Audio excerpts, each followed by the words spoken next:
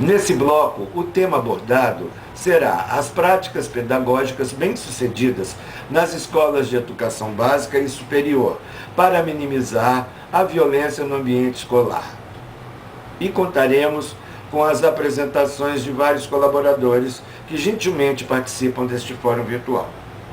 Iniciamos com a doutora Selma Regina de Souza Conceição Aragão, advogada, professora universitária, doutora em Direito Público, especialista em Educação, conselheira da Ordem dos Advogados do Brasil, Seção Rio de Janeiro, ex-coordenadora do mestrado em Direito da UFRJ, diretora da Sociedade Brasileira de Vitimologia, ex-governadora do Lions Club.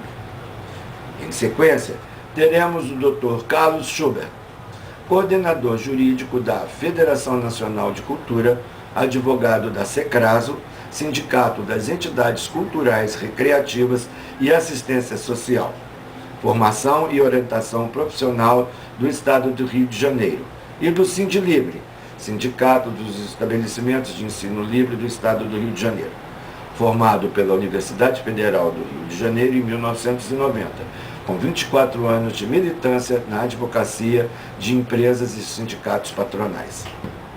A aplicação de penalidades no âmbito escolar, ou seja, como conciliar as práticas pedagógicas, tendência dos poderes executivo, judiciário e legislativo, as próprias instituições de ensino, é um assunto extremamente importante, porque ele nos faz inferir no corpus constitucional, na nossa Magna Carta, no artigo 206, inciso 1.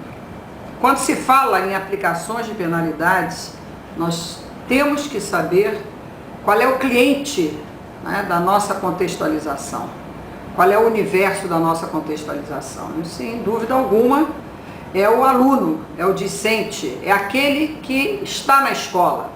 E o artigo 206, no seu inciso 1º da Constituição Federal, é muito claro. O aluno, ele tem direito ao acesso escolar e, por via de consequência, ele também deve nela permanecer. De certa forma, nós estamos diante de duas situações muito claras. Nós temos os estudiosos, os que são investigadores da ciência, da sociologia, da educação, que nos reportam a um posicionamento de que a escola, apesar de ter esta permissibilidade e garantir esse direito ao educando, ela ainda assim, ela tem uma certa fragilidade quando se trata de um aluno que terá que ser transferido, ou quando se trata de algumas vitimizações que ocorrem com o alunado, ou quando se trata da relação pai e filho, pai e escola. Então nós temos, de certa forma, dois campos. Um campo em que diz que a escola é soberana, ela pode transferir, ela pode aplicar penalidades, e de outro lado nós temos aqueles que defendem, o alunado, a pessoa física, o cidadão, a sua cidadania, no sentido de que as normas regimentais de uma unidade escolar não são suficientes para derrogar, para infringir a norma maior, que é a Constituição Federal, infringir uma legislação infraestrutural, e com isso nós temos realmente essas situações típicas e atípicas.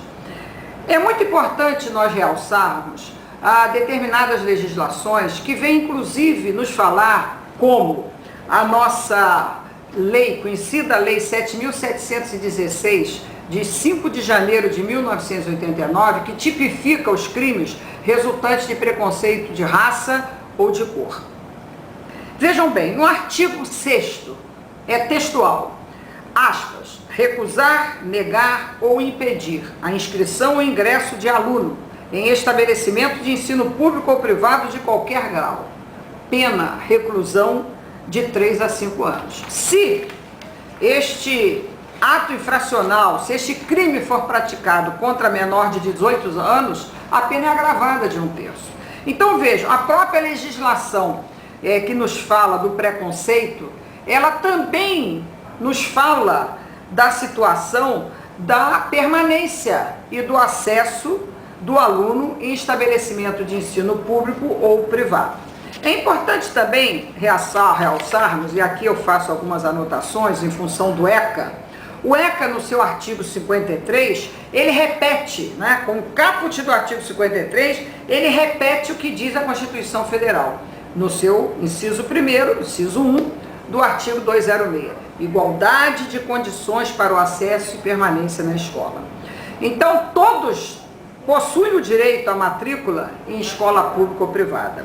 E como nós sabemos que o Estado Democrático de Direito, a dignidade da pessoa humana e a cidadania são artigos nucleares, objetivos da nossa Constituição, é muito importante que esta temática venha para a discussão. Há hoje uma tendência dos tribunais, uma tendência do Ministério Público, exatamente de tentar fazer com que haja uma certa clareza em relação a esse papel do alunado dentro da escola. Não que haja, na verdade, vamos dizer, uma tendência violadora, digamos assim, dos direitos da própria escola em aplicar o seu regimento, que muitas vezes tutela normas que são normas que falam da transferência, que falam da possível até expulsão. Não é isso. É porque o Ministério Público e os poderes legislativo, executivo e judiciário, eles vêm realmente se somar à grande discussão que para nós, ela ultrapassa as fronteiras da escola. Nós aqui estamos falando de competências sociais, de habilidades de competências sociais, de treinamento em habilidades de competências sociais. O professor deveria ser mais preparado para que ele pudesse, com cursos de aperfeiçoamento, com cursos de extensão, trabalhar mais esta relação interpessoal, conhecer mais da relação interpessoal entre a família e o aluno, entre o aluno e a escola. E, evidentemente, que a terapia comportamental, não queremos aqui entrar, não somos especialistas, somos apenas pesquisadores, estudiosos da terapia comportamental, ela é muito clara em fazer com que nós possamos penetrar mais no universo do comportamento e das inter-relações pessoais. Portanto, estas interações pessoais estão intimamente ligadas a essas competências sociais. Nós estamos aqui falando de assertividade, nós temos que falar de outras categorias, de outros termos, de outras dimensões. Recentemente, vimos uma notícia de que já há uma prática que está se tornando quase comum, da descolarização. Ou seja, não se leva o filho à escola. A família trata de fazer com que o filho, no seu lar, ele consiga ser o protagonista exatamente do ensino-aprendizagem. Não sabemos ainda se isto será uma forma. Acredito que os campos delimitados, a família procurando colaborar, a escola procurando traçar realmente o norte desta inter-relação, porque é muito importante que o ambiente escolar surja para que as relações se façam daqueles que estão em casa, não é? Daqueles jovens, daquelas crianças que estão em casa e que depois estarão no convívio de outras crianças, de outras pessoas, de outras realidades. Então esta temática, ela é uma temática muito importante, nós consideramos fundamental, sabemos e afirmamos, se está tutelado o direito de permanência, tem que ser corolário lógico à proibição das transferências compulsórias. E eu digo isso porque muitas vezes essa expulsão é por ato unilateral da escola, não é um ato que seja vindo de um diálogo, de uma conversa entre o colegiado, a comissão, não é? Aquelas pessoas ligadas à escola, de averiguação, o orientador educacional, a própria família. Então esse ato unilateral, como punição, né, eu acho que fere deliberações, muitas de uma legislação estrutural.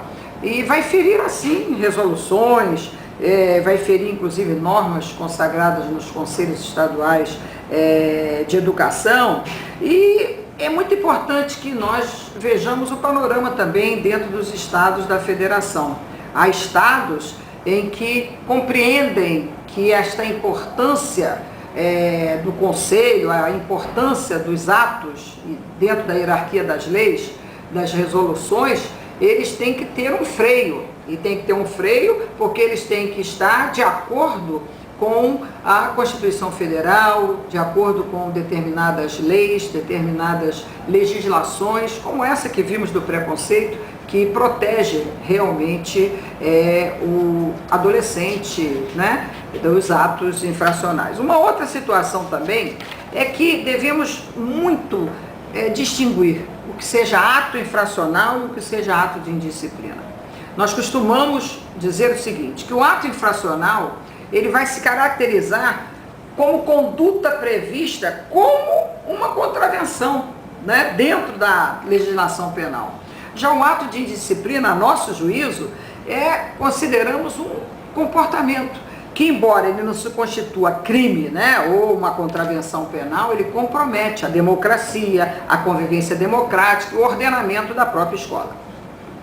A Constituição Federal, então, consagra, e o ECA também consagra, esse direito de receber escolarização. Em momento nenhum, o Estatuto da Criança e Adolescente nos fala desta situação de suspensão da continuidade dos estudos. Nem mesmo quando o adolescente recebe medidas socioeducativas. Nem mesmo assim. Ele não pode ter restringido seu direito de acesso a uma prova. Ele pode sim ser levado para uma biblioteca, onde ele pratica aquele ato de indisciplina, e que, segundo alguns autores, principalmente estudiosos, como alguns dentro do estado do Paraná, eles nos falam de algo muito interessante, que seria a hierarquização para a aplicação da penalidade. Primeiro seria aplicado àquele aluno que cometeu aquele ato de indisciplina a advertência verbal. A segunda fase seria uma advertência escrita. E a terceira fase, aí sim, que iríamos para os conselhos, né, para as formas coletivas de acompanhamento do aluno. A família, lógico, estaria presente em todos os aspectos, em toda esta hierarquização, mas seria em última instância aquela transferência, né, da escola, aquela expulsão, ou seja, a forma de afastar o aluno contrariando a própria norma constitucional do inciso 1 da Constituição Federal, da Magna Carta da Constituição Cidadã, que é exatamente o acesso, né, à escola, o acesso à escolarização e à permanência por via de consequência. Creio que esta forma de colocação que nós trazemos aqui para discussão, junto ao treinamento em habilidades sociais, seriam recomendações que nós fazemos, inclusive, alusão aqui a vários autores, principalmente a um autor que nós consideramos fundamental, como Caballo, de 1995, Del Prete, de 1999, que nos fala exatamente das habilidades sociais, desse comportamento, dessa capacidade de comportamento. E essa origem deste movimento, ela das habilidades sociais, é atribuída a Sartre, que já vem exatamente na época depois da guerra, 1949. E ele é considerado, né? Sartre é considerado um dos pais da teoria do comportamento. E pela primeira vez, esse termo comportamento assertivo já foi usado por um outro autor, que é o Wolpe, que é de 1958, a sua obra magna. Então, essas técnicas para aumentar a expressividade verbal, facial, a forma de relacionamento, de interação, são fundamentais. E o professor, você professor, que é um sacerdote, você que não vê exatamente a dimensão pecuniária, porque você recebe muito pouco. O que você faz pelo alunado, muitas vezes não é reconhecido. O que você faz para que possa formar um cidadão consciente, numa cidadania construtiva, muitas vezes você é o invisível, mas a você cabe essa responsabilidade. E eu acho que essa responsabilidade também tem que vir, sim, professor, ao lado de melhores salários e melhores condições de trabalho para você. Portanto, eu acho que juntos procurando pesquisarmos, procurando trabalhar o treinamento em habilidades comportamentais e habilidades sociais, procurando trabalhar esses reflexos dentro da educação, né? Esta importância deste ser que já sai das relações, das suas relações familiares e domésticas e que já é entregue a uma escola com outros tipos de relações. Eu acho que está a você. Você é o grande baluarte, você é o orquestrador, você é o grande maestro da transformação dos nossos jovens. É isso que nós temos a acrescentar nesta temática tão importante. Muito obrigada. Bom, meu nome é Carlos Schubert, eu sou advogado da Federação Nacional de Cultura, coordenador jurídico de vários sindicatos patronais. Então, a minha visão com relação a essa matéria que está sendo debatida envolve, evidentemente, o viés dos estabelecimentos de ensino, entidades culturais, de uma maneira geral. Bom, em apertadíssima síntese, o que a gente pode dizer? Que a questão que envolve a punição, as práticas pedagógicas dentro dos estabelecimentos de ensino, isso é uma questão bastante complexa e que evidentemente sofreu uma série de alterações ao longo dos anos. Na década de 70, 80, isso não era muito discutido porque evidentemente não existia Estatuto da Criança e Adolescente, a gente vivia até o início, até meados da década de 80, num estado de exceção, uma ditadura, então evidentemente isso se refletia no comportamento das pessoas. A lógica era, eu mando e vocês têm que obedecer. De um tempo para cá, principalmente depois da instituição do Estatuto da Criança e do Adolescente, é que começa a se questionar essa questão da punição pedagógica dentro do ambiente escolar. Me parece, ao meu sentir, diante do que foi colocado pelos meus clientes em diversas consultas, que isso tem que ser analisado com muita parcimônia, porque há um conflito de interesses em jogo. Existe, evidentemente, o interesse, às vezes, do aluno, que pode se sentir ofendido, que pode se sentir constrangido, mas também existe o interesse de uma coletividade e o interesse do nome da instituição, que é manter a ordem e a disciplina.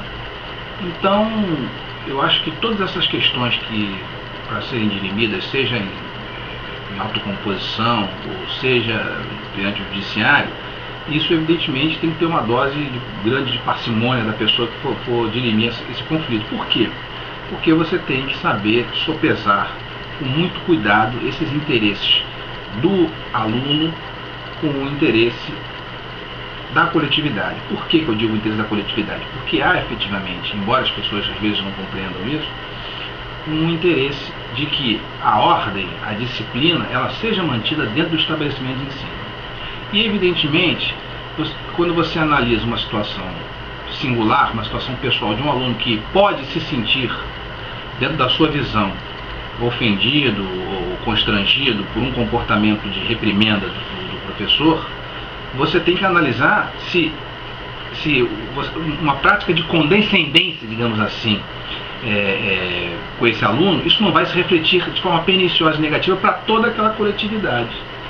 Então é por isso que eu, de regra, eu oriento os meus clientes, quando eles submetem esse tipo de conflito à minha orientação técnica, de que se analise com muito cuidado, porque há situações em que o aluno está se colocando propositalmente numa posição de vítima, quando na verdade não é vítima, é um algoz, para depois buscar uma reparação por dano moral no judiciário.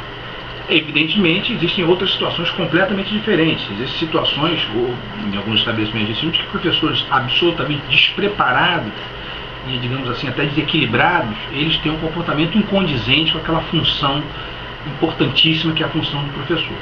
O professor, todos nós sabemos, ele tem que ser a autoridade máxima dentro de sala de aula e ele tem uma missão importantíssima que é transmitir os seus conhecimentos aos alunos. Muito se discute isso hoje em dia, mas eu ainda compreendo, ainda entendo que o professor não tem a função de educar os alunos com relação a outras questões, alguns princípios éticos, porque isso, ao meu ver, caberia à família. Hoje em dia as pessoas estão transferindo essa responsabilidade, as famílias estão transferindo essa responsabilidade para as escolas. Então eu costumo dizer o seguinte: se o aluno vem mal educado de casa, como é que o professor, naquela hora, 1 ou 2 horas da aula dele, vai conseguir transmitir aquela educação que ele não recebeu? Isso no seu ambiente do lar. Então, por isso que eu digo, isso tem que ser analisado com muita parcimônia, com muito cuidado. E é por conta disso que o magistrado que for decidir esse tipo de controvérsia, vamos falar de magistrado porque de regra isso vai ser submetido ao judiciário, ele evidentemente vai analisar isso com muito cuidado, com muita parcimônia, verificando qual o interesse que deve prevalecer. Se é o interesse singular, o interesse individual daquele aluno, que na sua visão particular, na sua visão singular, se sentiu ofendido, evidentemente ele vai sopesar se a punição foi uma punição exagerada ou não, isso é fácil de fazer, ou se, eventualmente, entendendo procedente aquela pretensão, ele não vai estar retirando daquele professor a sua autoridade e, de certa forma, desmantelando toda uma estrutura educacional que se baseia no respeito ao professor. Esse é o primeiro aspecto. Um outro aspecto também que eu abordei, que me parece ser pertinente, já não diz muito respeito especificamente a essa questão da prática pedagógica, mas a relação de consumo. Porque, em razão, às vezes, de uma certa permissividade, digamos assim, há às vezes o abuso. Nós temos casos noticiados de pais de alunos que, de forma reiterada, colocam seus alunos nos colégios particulares, pagam uma prestação, pagam duas, pagam a terceira, depois não pagam mais, o aluno estuda de graça até o final do ano. Ele vai para o judiciário e o colégio fica impedido, inclusive, de fazer a retenção do histórico escolar desse aluno. Então é mais um caso que você tem que analisar para ver se é uma situação anômala, ou seja, se é um pai de família que está sem condições momentâneas de pagar o custo daquele curso, ou se ele efetivamente está imbuído de má fé. Isso tudo, evidentemente, tem que ser analisado com muita parcimônia, porque as pessoas às vezes ficam repetindo mantras e fazendo afirmações genéricas, e as coisas não são assim. Tudo tem que ser analisado, cada caso tem que ser analisado de forma particularizada, os fatos têm que ser bem analisados e têm que ser sopesados para chegar a um resultado, a um veredito justo. Eu costumo dizer que quando a gente tem certeza do nosso direito, a gente tem que lutar por esse direito sempre, continuamente. Como dizia Ehring no seu livro A Luta pelo Direito, que é uma obra fantástica, o exercício do nosso direito, a defesa do nosso direito, não é só, desculpa a redundância, um direito, mas um dever perante a sociedade. Porque cada vez que uma pessoa se dirige ao judiciário para fazer valer o seu direito, essa pessoa está agindo em prol de toda a sociedade. Porque quando aquela decisão é proferida, aquilo vai servir de exemplo para outras pessoas. Então, por isso é que nesse caso específico, eu acho que os estabelecimentos de ensino têm que defender os seus interesses, se eles estiverem imbuídos de razão, isso não é difícil saber, porque vão fazer uma sindicância interna para ver se a falha foi do professor, a falha foi da estrutura do estabelecimento de ensino, ou se houve um exagero do aluno, se a punição foi proporcional. Então, se ele estiver consciente dos seus direitos, de que a razão lhe assiste, se o mérito lhe favorece, eu acho que ele tem que defender esse seu direito até as últimas instâncias no judiciário. Porque, como eu falei, ele vai estar não só exercendo o seu direito, mas cumprindo um dever perante a sociedade. Porque cada vez que o magistrado, ou uma corte, um órgão julgador de segunda instância julgar aquilo vai servir de exemplo, não só para todo mundo daquele colégio, né? Porque a pessoa vai poder dizer, olha, uma situação X, ou a justiça nos deu ganho de causa.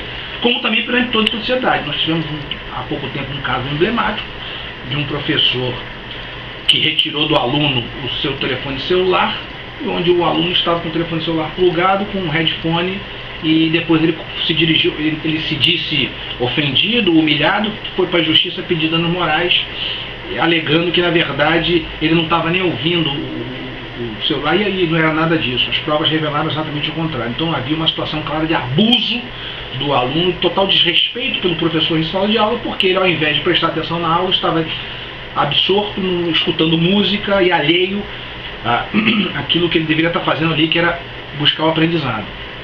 Então, essa sentença, por exemplo, é uma sentença que teve um impacto muito importante para a sociedade, porque os meios de comunicação alardearam e colocaram isso como um elemento, e isso inclusive foi discutido em uma série de mesas redondas, enfim. uma decisão lapidar, uma decisão brilhante, que inclusive coloca exatamente isso que eu veiculei aqui, a análise dos interesses envolvidos, dos interesses em jogo nesse conflito intersubjetivo de interesses.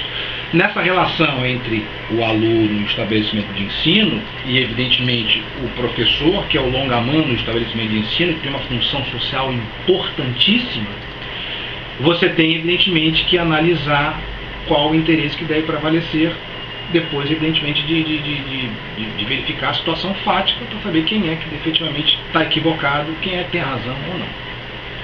Bom, em linhas gerais, foi sobre isso que eu me manifestei na palestra, e, enfim,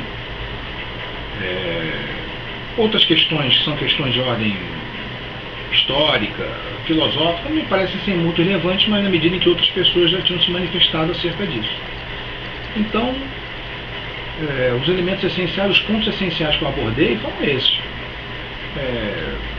O que mais que eu podia dizer aqui? Uma outra orientação que eu passei, que me perguntaram, é importante isso, sobre os códigos disciplinares dos regimentos, é o seguinte: é importante a gente ter o regimento, etc, etc, mas na prática a gente sabe que, como medida administrativa profilática, primeiro que ninguém entrega regimento na mão de aluno, esse é o primeiro ponto. E ainda que entregue, aquele é um livro muito grande e os alunos não se importam, e os responsáveis tampouco se importam em ler aquele regimento inteiro. A orientação que eu dou aos meus clientes é a seguinte: fazer um documento resumido, no máximo em 2 páginas, pode ser frente e verso, com as diretrizes básicas do Código Disciplinar e das obrigações do aluno perante o estabelecimento de ensino, e obter cópia daquilo. Faz em 2 vias, e o responsável financeiro e pedagógico pelo aluno assina, recebe aquela via, porque depois isso é importante sob o viés do Código de Defesa do Consumidor. Para depois, lá na frente, dizer o seguinte: não, mas eu não sabia que a regra era essa. Então você tem que ter as regras do jogo bem claras, por escrito, porque isso daí é ônus do prestador do serviço. Porque o estabelecimento de ensino que cobra pelo serviço, evidentemente, ele está enquadrado no Código de Defesa do Consumidor, no artigo 2º. Se é um prestador de serviço, evidentemente tem que se cercar de todas as cautelas para, na hipótese de ele ser demandado, ele ter a prova.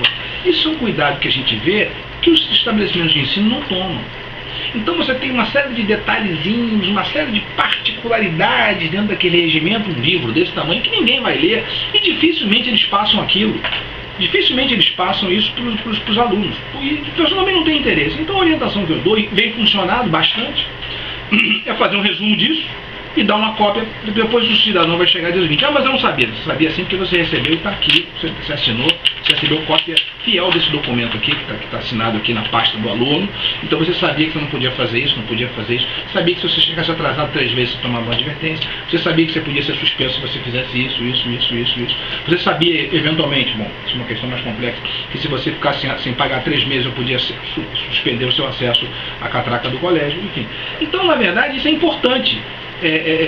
Não só pela questão do Código de Defesa do Consumidor, quanto também pelo aspecto moral.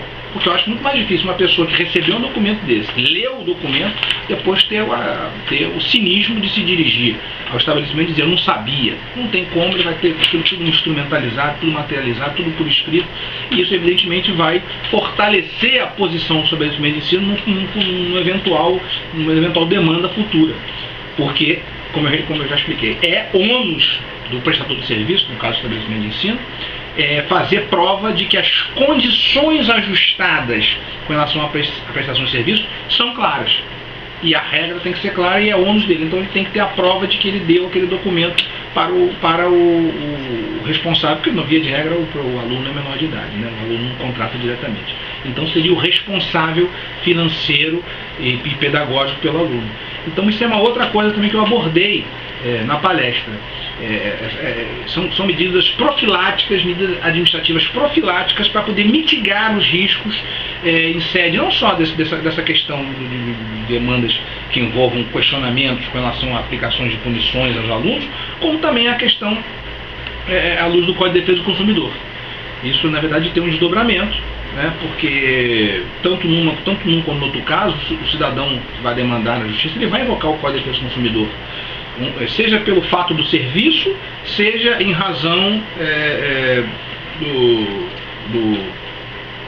do comportamento do preposto do prestador de serviços, não é isso? Então, nesse caso específico, existem medidas administrativas internas, profiláticas, que devem ser tomadas e as regras devem ser colocadas de forma bem clara logo no começo. Às vezes, eu sei que dá um pouco de trabalho, essa coisa toda, você fazer um folheto ou no máximo um livreto, uma coisa bem resumida, mas é importante você ter isso para que, eventualmente, no caso de demanda, você tenha uma posição muito mais confortável para se defender. Bom, e finalmente, com relação às decisões do Ministério Público, da Justiça, de Conselhos de Educação, que proíbem a aplicação das penalidades, na palestra eu também fiz menção ao fato de que eu entendo que isso não é exatamente como as pessoas estão colocando. Hoje em dia existe um certo estado policialesco de você aplicar punição ao aluno, não é assim. A jurisprudência no judiciário, das poucas decisões, das poucas situações que foram submetidas ao judiciário, elas não interpretam essas normas dessa forma. Inclusive, algumas resoluções, alguns atos administrativos internos são questionados por estabelecimentos de ensino sérios e, efetivamente, eles conseguiram êxito em algumas demandas judiciais, onde, por exemplo, se questionava a antiga expulsão, a transferência compulsória de alunos que tinham um comportamento absolutamente incondizente com os princípios que deveriam reinar dentro daquele estabelecimento de ensino. Agora, o que a gente vê na prática é que, às vezes, alguns estabelecimentos de ensino que são, de certa forma, desorganizados do ponto de vista administrativo, que não colocam de forma clara as regras e os princípios, depois ficam numa situação muito mais complicada. Por quê? Primeiro, que permitem o ingresso de qualquer aluno nos seus quadros. Evidentemente, o risco potencial de que esses alunos criem problemas dentro da esfera do comportamento, evidentemente, é muito maior. E segundo, que também não tomam essas medidas administrativas profiláticas, não deixam claras as regras do jogo e depois na frente vão ter problemas. E o que acontece? Eles se sentem fragilizados e acabam, às vezes, cedendo a determinadas pressões. Isso é uma coisa que a gente vê a miúde. Então, é preciso que, mais uma vez aqui, a posição do estabelecimento seja defendida com unhas e dentes. Porque se você perde a disciplina, se você perde o controle sobre os alunos, o seu estabelecimento de ensino não vai conseguir um resultado bom no final das contas com relação ao aprendizado. Porque é requisito básico, e a gente que na vida adulta a gente compreende isso de uma forma muito clara, na adolescência nem tanto, requisito básico na vida da gente, a gente ter disciplina para poder estudar, para poder aprender, para poder compreender, para poder evoluir. Se costuma dizer isso, é uma grande verdade, o cidadão não precisa ser muito talentoso, mas se ele for muito disciplinado, ele vai conseguir se dar bem na vida. Se ele tiver disciplina para estudar, com afinco, com concentração, ele vai conseguir vencer na vida. Agora, o que a gente vê hoje em dia é que, de fato, existem várias facilidades que tendem a afastar os alunos do seu estudo, do seu aprendizado. Nós temos o computador, nós temos a informática, nós temos a internet, um aparelho que cabe no bolso, onde você tem acesso a centenas, milhares, milhões de informações em segundos, e isso efetivamente, não temos a menor dúvida, que desestimula o estudo, o aprendizado e principalmente a disciplina, porque você tende naturalmente a ficar distraído, fazendo análise de coisinhas no seu iPhone, o acesso à internet, e isso gera também um engano na percepção dos jovens, de que eles podem ter a informação completa, a informação complexa, através de um simples digitar. As coisas não são bem assim, porque a informação que nós temos na internet é uma informação muito superficial, uma informação que não é uma informação que não é completa, é uma informação que não desenvolve senso crítico. Então não se desenvolve hoje aquilo que se fazia antigamente, que é você desenvolver o seu senso crítico lendo uma série de autores, pensando, pegando o que cada um tinha de bom e tirando a sua própria conclusão, condensando as ideias para formar a sua própria convicção com relação a determinado ponto. Isso é uma atividade hoje que os jovens não estão desenvolvendo, infelizmente. A gente vê isso, quem está no mercado de trabalho sabe disso. Nós temos uma dificuldade muito grande com relação na hora de arregimentar os jovens, porque eles têm, de certa forma, hoje, há uma tendência de ter essa postura leniente, digamos assim, talvez, imagino, pode-se afirmar que isso decorre das facilidades da informática, da internet, que dá esse volume absurdo de informações e essa falsa sensação que você pode saber tudo em alguns segundos. Eu mesmo, mais de 40 anos, eu confesso que hoje em dia eu não estudo nem a metade que eu estudava há 25 anos, 20 anos atrás, porque você fica praticamente viciado em ter acesso ali ao Google e buscar uma informação, ainda que seja uma informação técnica, uma coisa que você se esqueceu. Antigamente você se levantava, pegava e ia procurar nos livros. Evidentemente que isso tomava muito mais tempo, mas eu acho que era muito mais promissor, porque acabava que você já lia um capítulo do livro, ele já lia outro capítulo, ou você pegava um código, você lia um artigo, daqui a pouco você estava folheando um código, lendo outro artigo que tiver a cabeça. Então hoje essa coisa é muito superficial, é a informação de casca de ovo, né? Você não tem conteúdo. E para um jovem isso é uma coisa muito perniciosa, porque ele não formou ainda aquela base de conhecimento para ter esse tipo de acesso. Uma coisa é você já ter o conhecimento, pelo menos uma estrutura, um arcabouço de conhecimento técnico, e outra coisa é você não ter conhecimento nenhum e achar que pode falar sobre tudo fazendo uma simples pesquisa na internet. As coisas não são dessa forma. Muito menos, evidentemente, desenvolver o seu senso crítico. Para você desenvolver o seu senso crítico, você tem que ter muitas informações, estudar bastante, colher informação de vários autores, de vários defensores, de vários pontos de vista, para depois você, dentro daquilo que lhe parece razoável, você evidentemente concluir e poder dissertar sobre aquele assunto. Não é o que acontece hoje em dia. Você pega os trabalhos são todos cópias de internet, os trabalhos de faculdade, os trabalhos de colégio, e realmente são um ponto negativo. O que a gente pode fazer? Finalmente, eu acho que isso também é uma coisa que se reflete negativamente com relação ao comportamento do aluno. Porque o aluno, ele meio que se sente não tão dependente do professor. O que eu vejo hoje em dia é isso.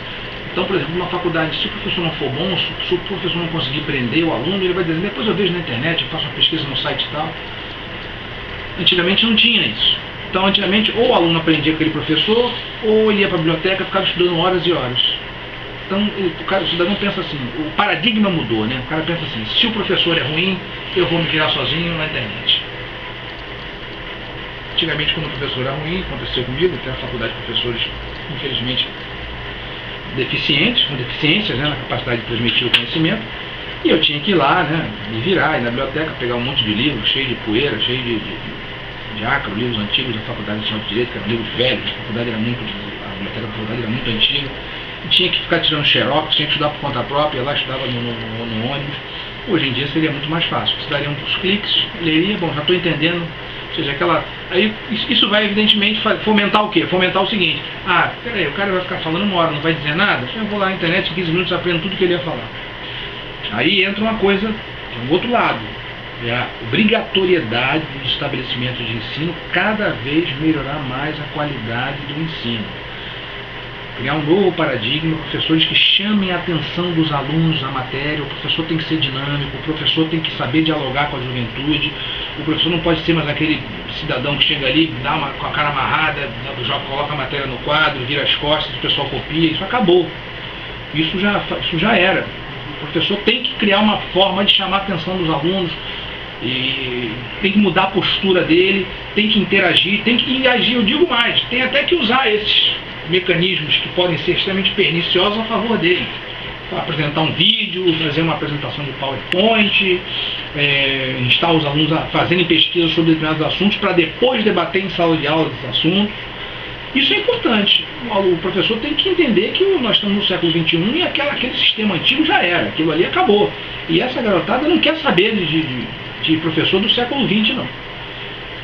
Então, agora, eu garanto uma coisa, se o professor for interessante, se a aula dele despertar o interesse dos alunos, o aluno não vai querer fazer bagunça, o aluno não vai querer deixar de aprender para ficar escutando o headphone. O professor, agora, como eu falei, tem um paradigma, ele tem que lutar contra esses daqui, lutar contra eles, tem que lutar contra eles, para chamar atenção. É difícil?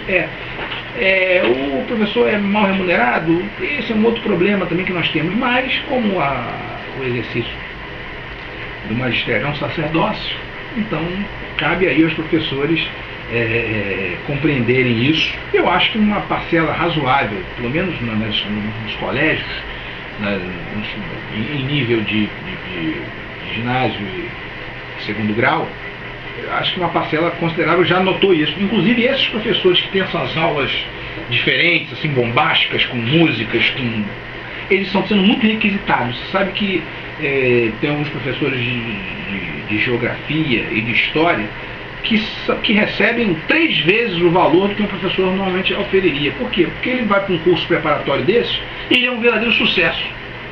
Então o pessoal quer estudar com ele porque ele consegue fazer com que o aluno aprenda aquilo que ninguém conseguiu fazer ele aprender. E eu já soube de vários.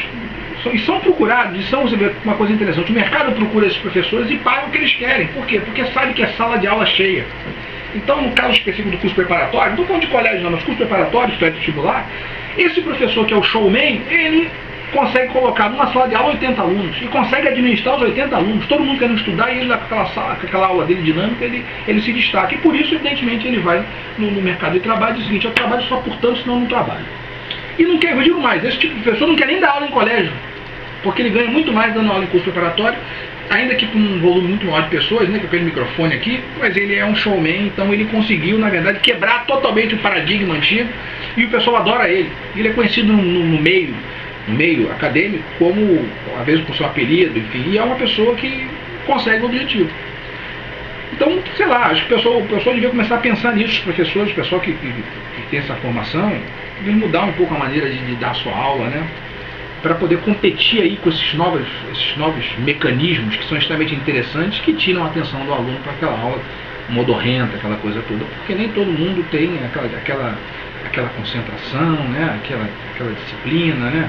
Aquela coisa litúrgica que existia antigamente, né? Aquela cantilena, né? Que eu cheguei a ter isso no começo do colégio, que você fica decorando as coisas. Isso aí eu acho que está mudando, não tem como. Eu acho que é um processo irreversível. E essa juventude é uma juventude que já está absolutamente afetada pela era da informática, e não tem como você querer simplesmente negar essa evidência. Alguns estabelecimentos de ensino, inclusive, já colocam colégios gabaritados, teclado, monitor de computador, para fazer todos os exercícios através do computador, porque os alunos se recusam a escrever. É impressionante, né? Então existem colégios que já compreenderam isso e já tem, cada cadeira tem o seu teclado e o seu monitor, todos eles ficam ligados no servidor, e o professor consegue um desempenho muito melhor nas aulas do que colocando no quadro de aula. Imagina quanto tempo o professor vai pegar enchendo o quadro de aula com escrita. Vai perder no mínimo 15 minutos. São 15 minutos de aula que foram jogados fora. Então, se o professor chegar lá e os alunos conseguirem receber essa informação em tempo real, ele fica lá no computador central passando as informações, ele vai ter uma projeção na sala, ele vai ter aquela informação no monitor de cada um e, eventualmente, em muitos casos, o aluno vai poder fazer o exercício online, naquele momento. Então, o que esse estabelecimento de ensino está fazendo? Ele está transpondo aquela escola do século XIX, né, que o pessoal disse ali, XIX, para o século XXI. E os alunos estão aceitando isso. Os dados informam que os alunos aceitam bem isso. Agora, qual é o problema que você vai esbarrar? Na hora do vestibular, aí volta a canetinha, o lápis, aquela coisa toda. O aluno às vezes tem uma letra horrorosa. Eu mesmo posso afirmar isso. De tanto digitar, eu praticamente não escrevo nada, e minha letra é horrorosa. Então, se eu com 47 anos de idade tenho esse problema, imagina um jovem de 16 anos que se alfabetizou há pouco tempo, né? que não treina o manuscrito. E ele, evidentemente, não vai querer ficar escrevendo, porque ele digita muito mais rápido, digita com todos os dedos, enfim. Se digita ou não, eu sei que a garotada digita muito rápido, a maioria do pessoal. Eu, todo o tempo do curso de datilografia, estudei datilografia para poder bater a máquina, então eu digito com todos os dedos, e eu digito muito mais rápido do que escrevo na letra cursiva, né, que dirá a letra de imprensa. Então, isso é uma coisa que o pessoal tem que pensar. Fazer alterações na escola, apesar ainda do sistema educacional estar no século XIX, no século XX, não sei. Enfim. Foi isso que eu podia dizer, basicamente apertada a síntese, né? Se é que a gente pode falar que se apertada a síntese, era isso. Os comentários que eu fiz. Tá bom, gente? Muito obrigado. Um bom dia.